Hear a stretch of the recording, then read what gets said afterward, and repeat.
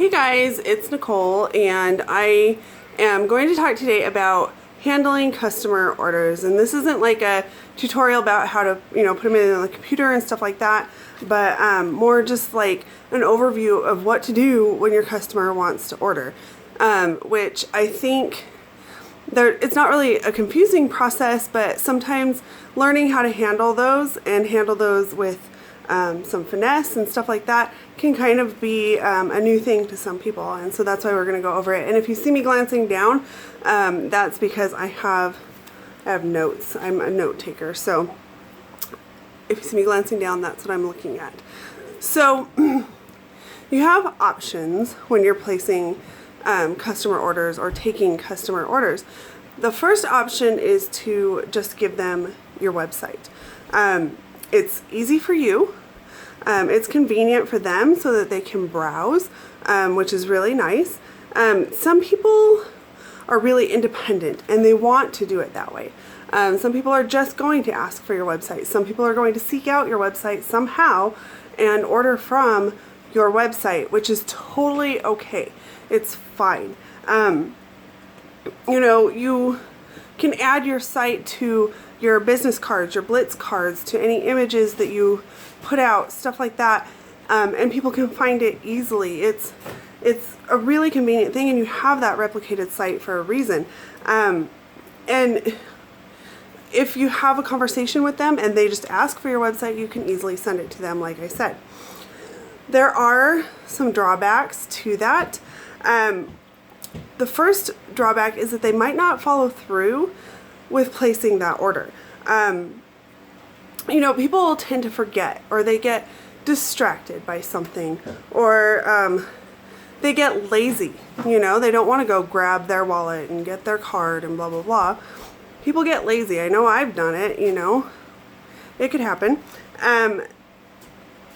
Is it really easy and convenient for them to go log on to the computer, log on to your site from their phone or whatever, and go through and place that order themselves? And I'll show you what could be more convenient than that here in just a little bit. And maybe you might have somebody that's not tech savvy. Some people don't exactly know the ins and outs of ordering on a website. Some generations aren't totally in tune with that. Some people aren't totally in tune with that. And so that's something to consider as well. And if they're supposed to be placing an order under a party, they might not get that order placed under the party as was intended. And so that's something to consider as well, is that could be a mix-up that could happen if you're just giving them your website. Excuse me. An exception to this, to the drawbacks, is that if they're placing a shine-on order, they need to go on your website and they need to create an account so that they can put in their own card information, so that in the future they can go edit their order or postpone their order or whatever for shine-on. So that's an exception to the rule. Just remember that you can still walk them through that process if you need to. If they want to be a shine-on customer, you can still walk them through the process of creating the account and all that stuff on your site. So just remember that. And if you're giving out your site, don't just give them your site, hope they order, and if they do order, just, oh good, it's done with. Be sure that you're still offering good customer service as well. Don't, like I said, just give your link and be done with it. And don't bug them either. If you just give them your link, don't bug them to place that order. You don't want to be spammy, of course. And you want to make sure that you're following up with them at some point after they do place their order. Okay, so let's go over option number 2, which is how I normally handle orders. People, like I say, if they ask for my website or they happen to find my website, wonderful, great, they can place an order, that's fine. This is option 2, which is how I usually do business, just because I personally find it a little more effective. And if it works for you, wonderful. And that's why I'm doing this video, is to show you how I like to handle customer orders. But option 2 can be more work for you, but it solves a lot of problems from option 1. And it's great customer service. You know, it's so easy for your client. Even though it's more work for you, it's so easy for them. Plus, it gives you a chance to converse with them and to build a relationship with them, which is the absolute key to this business, okay? Option number 2 is to place or facilitate the purchase for them, okay? So the first thing you're going to do is help them choose their products or their colors or whatever. You're going to help them with that. And so you get that conversational flow going. And this also works, you know, for a one-on-one, for a party. If you're doing a party, it works if you meet them out in public, or it even works if you're just having a conversation with them through text or messenger or whatever. So there's so many instances where this can work. And it's actually sort of the classic way of doing this. So you can help them choose their products. You can answer their questions for them. You can keep their needs, wants, and budget in mind, which is very important. If you are helping them to place an order, you need to make it about them. You need to know what their budget is, or keep in mind that they might have a lower budget. Or a higher budget for that matter. And keep in mind what they need for their face, for their skin. Keep in mind what they want, what they're after. It's all about them. It's not about what you say they need to buy. So just remember that when you're having these conversations. And just remember to not be pushy or salesy once again, because you are having a conversation about their wants and their needs, okay? So you're going to help them choose their products, and you're going to answer questions for them within those boundaries. So I tell my clients to treat me like their personal shopper. And of course I have clients that much prefer the website, and that is totally fine. But if they treat me like their personal shopper, then I can help them so much more. So I tell them to tell me, you know, what do you need? We will find the perfect product for you, and I'll make sure it gets into your hands. Simple as that, okay? And that is what this process is all about. So once we choose their products, I total it up for them and let them know what the cost is going to be. So, because of course they're going to want to know what their total is with tax, with shipping, everything, okay? So I total it up for them. You can use the order forms that we have in our green rooms. You can use a calculator, or you can use an app like PayPal here, and I'll do a tutorial for you later on that. But apps like that, you can put in your catalog for Limelight, so that the prices are already there, and you just have to click what they want, and it adds it up for you, and it adds the tax automatically and everything. So really cool way to do it. But like I say, you can use order forms, you can use the calculator, you can use the apps, whatever you want to do. Total up their order for them and let them know what the total is going to be.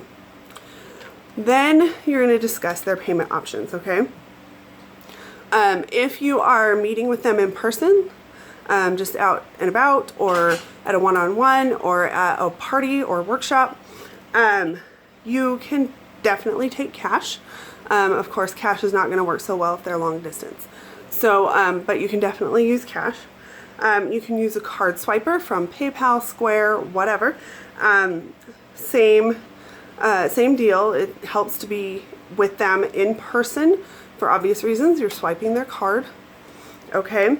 You can take their card info if you want to, and if they're okay with that, you can write it on our invoices, which actually black out that card info on the second page. So you can use the invoices that you have in your green room to do that. You can enter it directly on your site as you're talking to them, so that it's not written down anywhere. And you can also enter it manually on your card program like PayPal or Square. Most of them will allow you to manually enter a card as well. Just make sure if you are taking their card info that you do not keep it. That you make sure that you shred it, you destroy it in some way so that it cannot be found by somebody else, and so that of course you do not have access to it either after you're done placing their order. Another option that you can use is to invoice them through PayPal or a similar program. I believe the Square offers that and several other programs as well. So you can just send them an invoice. So all you need is their email address. They do not have to have a PayPal account or Square or whatever. You send them an invoice for the products, and you can list on there even what products they're buying, etc., etc. You tell them what the total is in the invoice and you email it to them.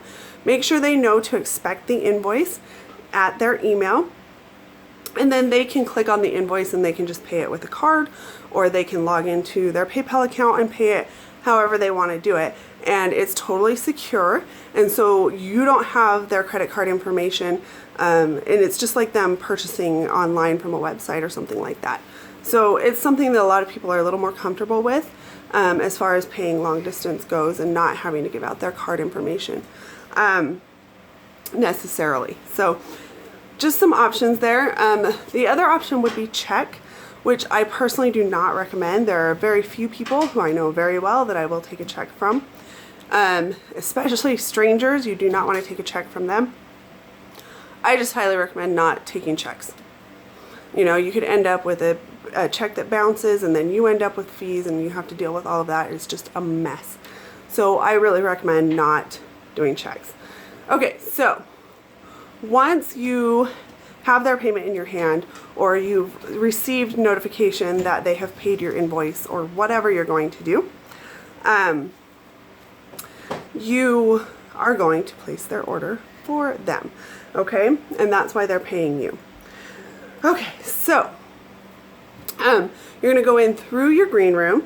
You're going to choose the products. I highly recommend it go under a party, whether it be yours or their friend's party or whatever. I highly recommend it go under a party no matter what. Choose their products, okay? If you took cash, swiped a card, or invoiced them, you're going to want to enter your card information for the payment, okay? If you wrote down or took their card information, you're going to enter that for the payment at this time, okay?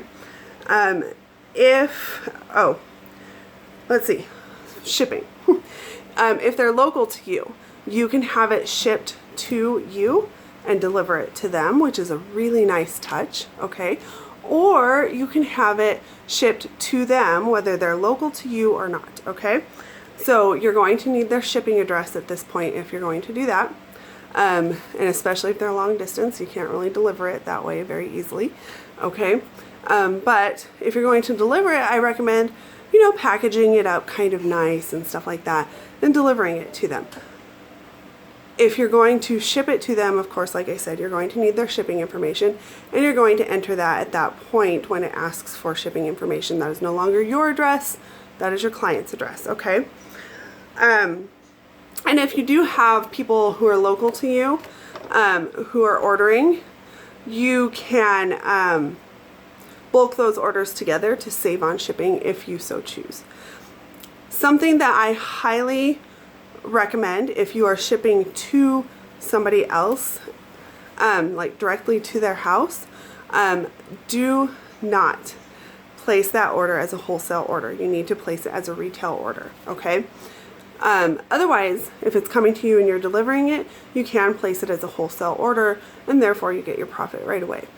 But just remember that the invoice that comes in the box is going to reflect the pricing, whether it be wholesale or retail, and you don't want them to get a wholesale receipt when they paid retail. So if it's shipping directly to them, you need to order it retail pricing, okay? Let's see here. Okay, if you're shipping to you, once the products are delivered to you, like I said, package them up very nicely, okay? And you want to contact them to pick it up, or you're going to deliver it to them. So that's kind of up to you guys, okay? But you need to make sure that you are facilitating that in some way, okay? Also, if you are placing a hostess order, you can deliver it to your hostess, or if it's a party order, you can have that delivered to your hostess, and she can hand those out, okay? Consider bags for packaging. You can get some through your back office. You can find bags on Amazon. There's several sites that you can get bags from. So consider getting some bags for packaging things up, or, you know, even like smaller bags for smaller things, stuff like that. Like I say, package it nicely, make it look cute, make it look nice, make it look fun, okay? You want them to be excited to get their order, not just hand them something, so, all right? And then when you do package it up, consider putting your business card or a Blitz card or something like that in the package, okay? That way they know how to contact you later. Something else that I like to put in the package is a sample of some sort of something that they did not order, okay? Because then they get to try another product as well, and possibly might order that later, okay? And just make sure you're following up on that as well. Okay, so if you carry an on-hand stock and they purchased items from your on-hand stock, you are going to proceed exactly the same. You're going to collect their payment in some way. You're going to package it up nicely, and you're going to make sure that it gets delivered to them, okay? So, same thing. And then if you want to replace it, which I highly recommend, you're going to do that, okay? And then make sure that you have their information for follow-up. Okay, no matter how they're ordering from you, no matter whether it was your website, whether you placed an order for them, or if they ordered from your on-hand stock, make sure that you have information to follow up with them. Okay. Make sure that you're tracking all of the orders that you're facilitating. Okay. It's really helpful when it comes to tax time. And tracking, I don't mean like shipping tracking. I mean like keeping track, okay? Because when it comes to tax time, you're going to have to let the IRS know and let your state know what income you received. And that's not just from the company, that is also from your customers. So if they're paying you directly for an order, you need to make sure that you're tracking that. So if they're paying you with cash, if they're paying you through an invoice, or they're swiping their card, you need to keep track of that income as well, okay? So just a little FYI there. You're gonna wanna track them also so you have the information to better serve your client later. That way you know what they ordered, when they ordered it, you can follow up with them. If they love their products and they need to reorder later, you can help them with that and figure out what colors they ordered, and etc., etc. You can help them if they do have an issue like the wrong color or something like that. You can help facilitate that as well. And like I say, I cannot stress this enough, no matter how your client orders, through your website or you facilitate that order, make sure you're following up with them at some point. I recommend thanking them a couple days after their order. I recommend following up with them a couple weeks after their order to see how they're loving everything. And 2 to 3 months later, I recommend following up to see if they need anything else, okay? So that is how you are going to handle customer orders. So, you know, we hand out samples, we try to get cosmetics on people's faces and things like that. But what do you do when they actually want that stuff, okay? And that is how you do it. Like I say, this is not the screenshot tutorial of how to enter these orders or anything like that. It is just walking you through that process of handling your customers and their orders and how to deal with all of that. And I really hope it was helpful. And if you have any questions, please, please, please feel free to ask. I'll talk to you guys later. Bye.